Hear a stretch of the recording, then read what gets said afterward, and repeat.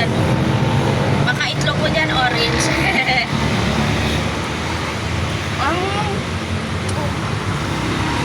May service ka na?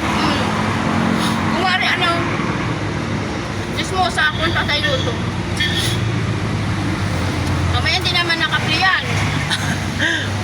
Baba. Magkakahak. Abay. Calamari sa akin. Diba?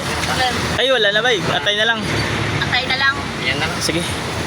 Kaya na bay. Ang haba ng buhay yan. Di Magkano ka. ilang praso to? 5. Ano yan? Pampadagdag ng arthritis. Isa lang yan bay. Isa lang ito? Oo. Malamig ng itlog mo. Nakatago. Naka-freeze kasi yan. Ang lamig ng itlog na kinakain ko. Naka-freeze yan. Naka-freeze. Grabe, ang lamig naman ito. Painit na rin. Di pa nilimliman. Agamo. Grabe, ang lamig ng itlog.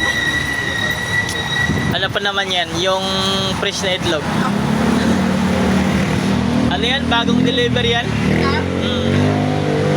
Dito lang yung nakaragad yung nagbigay sa'yo kasi ano, frozen talaga. Pag frozen kasi pangit. Di ba din na malamig, masarap naman. Pag binigyan kita ng frozen, ang pangit ng ano yan.